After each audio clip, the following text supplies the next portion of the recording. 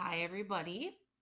So today I am going to go over how to make a pedigree for usually it's for how like traits get passed on down through a family tree. But today we're just going to focus on like just who's in your family and how we draw like boys, how we draw girls in it, and yeah. So anyway, a pedigree to track traits, it can be very, very useful, especially if you're trying to track like some certain genetic disorders or diseases and things that get passed on down. It is like a family tree. In this, squares represent boys, circles represent girls. And when there's a line connecting the two, so like right here, this line in between the boy and the girl, that means that had they had children together. Does that automatically mean they're married? No, I mean, no. So it just means that they had children together. And then the line coming from that horizontal one down then would be the children that they have and what branches off from there. Okay. So Mr. Picard, he is married and his wife. So right here, Mr. Picard was the boy, number one. His wife would be number two, the girl. And then he has three kids: Henry, boy; Joe, boy; and then Anna is the girl. Okay. Again, showing a line connecting them, which means that they had children together. And then that vertical line coming down are the children that they have. Offspring are listed in birth order. So right here, number three, that was their first son, Henry. Their second son was Joe, and then Anna was their daughter, third. So it says, oldest thing is in the pedigree here. What number is the oldest child? What would that be? Yeah, it's number three, because it's furthest to the left.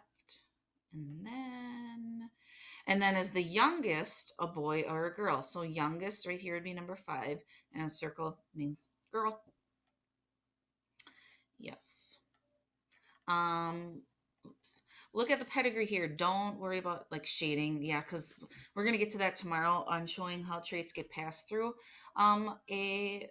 a family and how it's shown on the pedigree. Today I just kind of want to get the circles and squares down.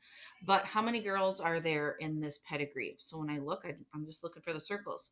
So one, two, three, four, five circles. And then who is K's dad? So this one right here, letter K, who is the dad of letter K?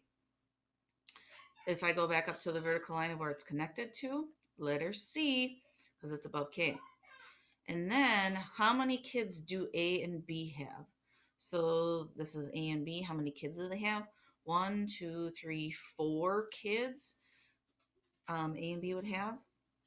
And then letter H right here. Oops. Letter H. Does that mean that that is part of like these four kids here? No, there would be like another like line coming off of it right here and going to it. But so H married or doesn't necessarily have to be married, but had these three kids with H had the three kids with letter C. Now, what I want you to do is like on a sheet of paper, or I guess if you have a whiteboard too, you could do it on a whiteboard. I would like you to go to, I have a flip grid for you. And then I want you to draw it out for me. Draw out your pedigree. So include your, so what do we have? If you were adopted or live between two houses, do the family that you spend the most time with. Or if you really want to go for it, you could do both families. You need your parents, brother or sisters. If you have your siblings, if any of them are married, include them. And if any of them are married and have kids, include that too. Label each person by name and then obviously with the circle or the square. So go ahead and do that now on Flipgrid. Actually, I was going to just show you quick mine and what that would look like. So if I just start with, I'm actually going to go for it and start with my mom and dad. So my mom and dad right here, I have